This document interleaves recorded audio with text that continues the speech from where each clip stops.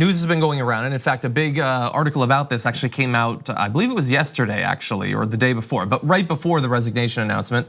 And that has to do with a number of free flights that she was given that people are pushing for an investigation of. In a statement, the organization Crew says that the $24,000 worth of flights should be investigated by the State Department's Inspector General. Reached for comment about this. Haley says that the expenditure, she says it's only worth $3,200, should be exempt from ethics regulations because of her personal relationship with the businessmen who paid for the gifts. Which seems to me, like I'm not an ethics professor or anything, that seems like the worst reason they should be exempted, because you have a personal relationship. That's the thing that creates ethical dilemmas. In any event, there's a list of businessmen and women you can see there. So she's like, no. I've been in bed with these CEOs for a long time. So you pointing out my corruption now is kind of old news and irrelevant. So is Nikki Haley resigning because an ethics watchdog found $24,000 worth of questionable plane tickets? No, that is, for a Republican, that's not a scandal. I mean, in the Trump administration, they just promoted someone accused of rape, attempted rape. And he got the job anyway. They promoted him, firing someone over $24,000 worth of plane tickets. No, that is at best the beginning of a conversation. No one in the Trump administration resigns over that, not even close. That doesn't get you half a Pruitt soundproof phone booth. Exactly. I mean, look at what it took for Pruitt to resign. It was the plane tickets, the phone booth, the moisturizer, apartment. I mean, there was literally dozens and dozens of charges against them before finally they submitted. They like Nikki Haley. Nikki Haley's popular among Republicans. Over that allegation, look, if you're a reasonably uncorrupt administration, that would be a serious allegation, and Obama would have probably fired her before the afternoon was over, before Glenn Beck got on air. That's an old reference, okay? But under Trump, he's like, that's the feature, not the bug. So no way that was the reason. Okay, well then in that case, before we move on to who might replace her, you implied that you had a theory. Yeah, so look, in my opinion, there's only a couple possibilities here. So one is the internal fights with Pompeo, who's Secretary of State, and John Bolton, who's the National Security Advisor. So my top theory is that she laid down some sort of gauntlet saying, hey, I'm going to either have this level of responsibility, or you're gonna listen to me on this issue, or I'm gonna quit immediately and not wait till after the election, which is when people in her position normally resign, so that it doesn't affect the election, so it's not embarrassing, so it's not a big controversy. Now, again, to be fair, those are normal times. If Obama's UN ambassador resigned 27 days before the election, it would have been the biggest scandal of his 8 years. Under Trump, there's so many firings and resignations and scandals that this will roll off people's back, but still, for politicians, it's an unusual move, and it's a brazen move. So my best guess is she said, I'm getting this or I walk right now. And the Trump people were like, yeah, whatever, walk, right? Any idea what that was or would be? No, my best guess is it's an internal power struggle, because as you mentioned earlier, John, Trump seems unfazed.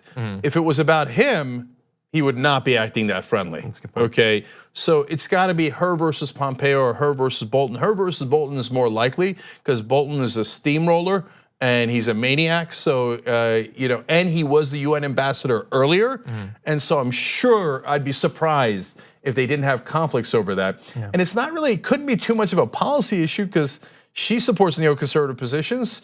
Bolton is definitely a neocon. He's one of the leaders of the neocons.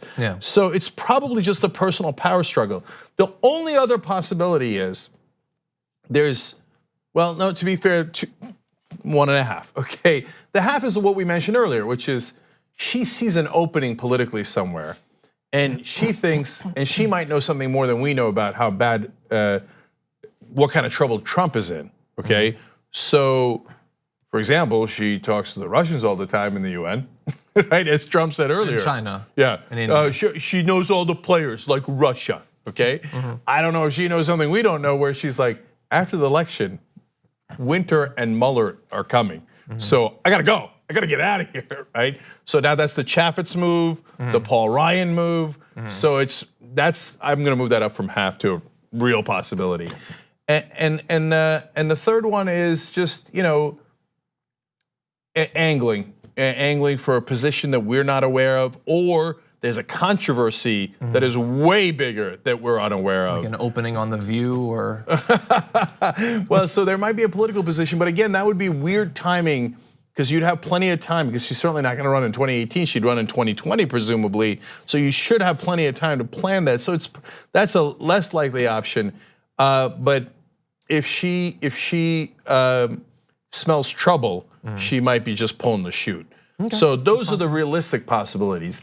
And so this is, last thing on it is that it drives me crazy that there's like two schools of thought, neither of which are right in my opinion, normally in situations like this. There is the establishment which just gives you, and they might think different things, but they don't write different things. So I'm not saying that the reporters in Washington are completely naive.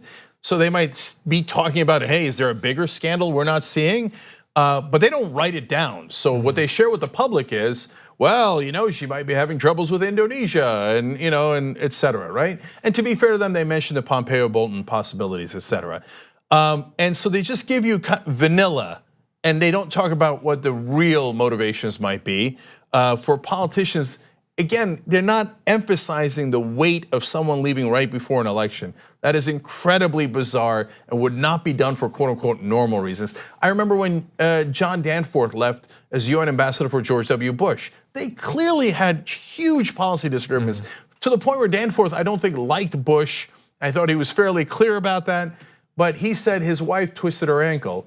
And everybody reported, oh, well, his wife twisted her ankle, that's why he's gotta leave. I'm exaggerating, but only by a little bit. She broke her ankle, but that's not why you leave UN ambassador. That's not why. Broken, I mean. And so, yeah. Okay, so they report that as if it's real, and it drives me crazy. So on the other hand, you have right-wing conspiracy theorists, and they're like, oh, it's obviously because QAnon has said this and that, and can we just find a middle ground where we're not credulous about everything the government says, and we don't have insane conspiracy theories about government officials, but say, hey, here's a politician who lies all the time because that's what almost all the politicians do. And they don't come out and tell you the real reason why they resign. When's the last time that happened? Come on, for God's sake, if you're a reporter. When's the last time somebody was like, oh yeah, me and Pompeo hate each other. He stabbed me in the back, I laid down the gauntlet, he wouldn't do it, so that's why I'm leaving. Never, of course they're not gonna tell you the real reason, right? Yeah. So please, and they're on the ground, dig a little deeper, find the real reasons, and don't believe or disbelieve what the government says on its face. Look into it. On the go? Don't worry, we got you covered. You can still listen to TYT at our new podcast network. Find us on Apple Podcasts, the Google Play Store, or at tyt.com/podcast.